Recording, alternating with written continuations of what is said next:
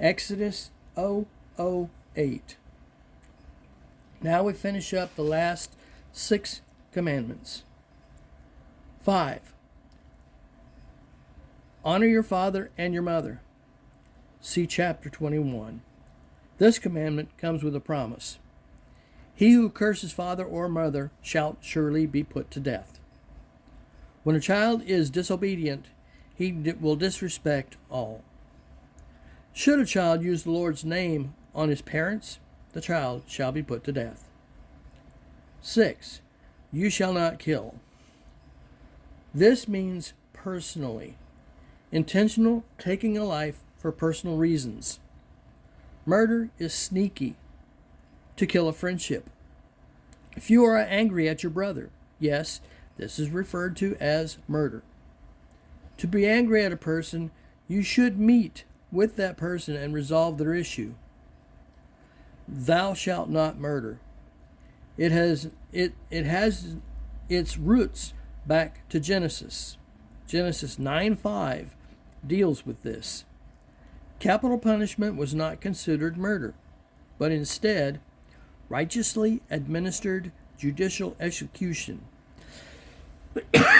If men should fight and one be struck down accidentally, the other shall pay for everything that is the result of that death.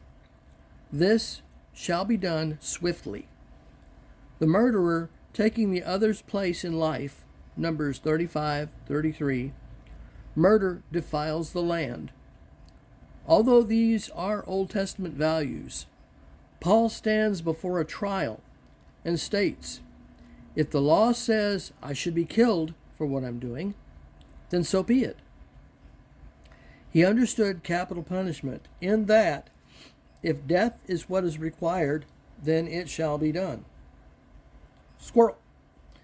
It has been shown that the price of keeping one in prison for life for committing a murder and taking the time to exhaust his appeals is equivalent to an Ivy League education. It needs to be said here that there is a difference between murder and manslaughter. Murder is the taking of a life.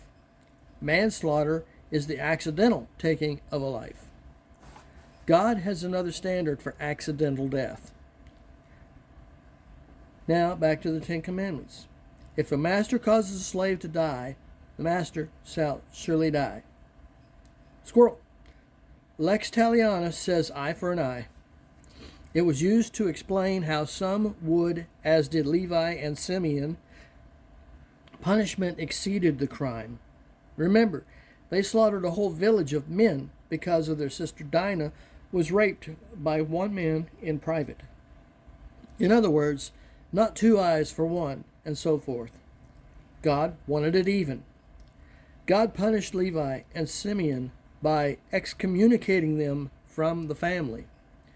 The Levites redeemed themselves by being the first to join Moses after his dealing with the children of Israel for massive idolatry while he was on Mount Sinai getting the 10 Commandments. Since we are now dealing with those 10 Commandments, we will get back to them. 7. You shall not commit adultery. Sexual impulse is created by God to be from one spouse to the other. It shall not be used outside the marital status. No sex beyond the 2-person or spousal entity. Premarital sex isn't a sin. Let me explain. If you notice, throughout the Old Testament, the statement they had sex meant they are married in the eyes of God. In fact, in biblical times, premarital sex was getting married.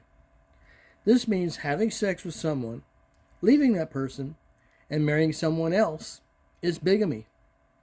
This also means that if a man and a woman have sex on God's terms, if the man doesn't want to get married, he has to pay a dowry to her, even to her family, even if they don't marry.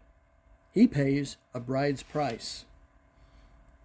Sexual promiscuity is not adultery when they get married.